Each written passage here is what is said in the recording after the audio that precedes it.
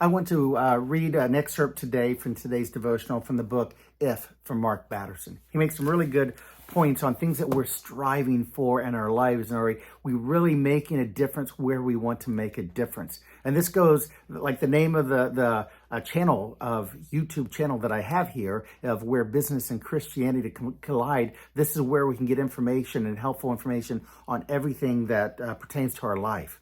And he talks about in the beginning, you probably know people, I think we all do, of people who consistently complain or make excuses for when things are not going well.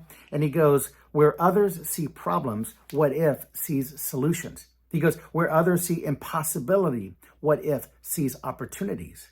And he goes, during the first ever college football national championship game in the playoff format, the Ohio State Buckeyes faced off with the Oregon Ducks. And the Buckeyes won the game, but the Ducks won the commercial. Now, I love commercials, so that really gets to me. He goes, no offense, but the Buckeyes commercial was absolutely forgettable, which I don't remember them.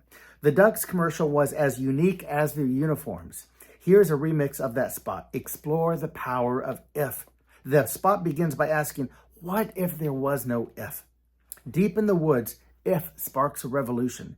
If searches and researches. If opens doors.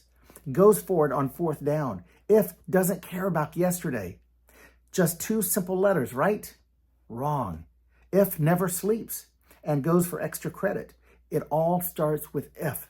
Because if becomes when, and when becomes now, and now becomes how, and how becomes wow. If will change your stance. If will change the game. If will change the world. When it comes to if, he says, my point is to reference Romans 8:31, one of my favorite verses and one of my favorite chapters in all the Bible. The Apostle Paul is writing to the churches in Rome, and he tells them, what can we say about such things? If God is for us, who can be against us? Think about that. The God that created everything that we've ever known. In the beginning, God created the heavens and the earth, the very first line of the Bible. We know he sacrificed his only son on a cross so that you and I could have eternal life with a perfect God forever. That's the only way we could do that. So if that God is for us, which he proved, what in the world are you worried about? Nothing in this world, even death itself, it does not have control over us. And he goes, it's where opportunity is perceived, and it always starts with God. If God is for you, it's game on. It's game over. I think of all the things in my life of what if I wouldn't have done things a certain way?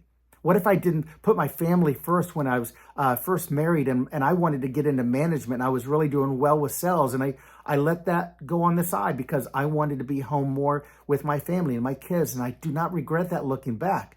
And I sacrificed maybe getting higher up in a company like I wanted, but I've still had a very successful career. And what if after a business that I took a chance on and my wife took a chance with me, what if I would not have, or if I would have let that go up on the wayside and say, you know what, I gave it a chance.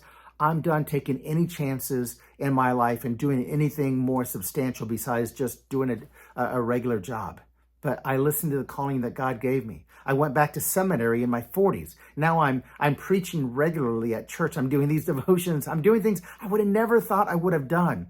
I'm putting more work into my job now than ever because I see the possibilities of what a product that we have can do. What if I just wanted to do my last job and go over the same things I was doing time after time again without taking the chance to make a difference in people's lives?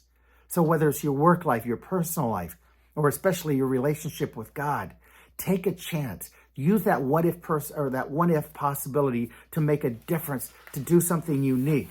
And Mark goes on, he says, it was Frederick Douglass who said, one and God makes a majority. I love that. He goes, there are no odds that he, God, cannot overcome. There is no obstacle that he cannot overwhelm. And as Abraham Lincoln so famously and aptly said, my concern is not whether God is on our side, but whether we are on his side. Are we making that sacrifice? And I'll leave you with this quote.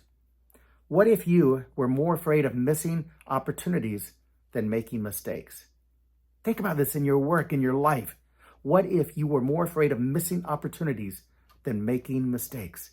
And you know what? If you've been doing that, you can stop now. You have complete control of your life to change this starting tonight, starting tomorrow. Have a great day.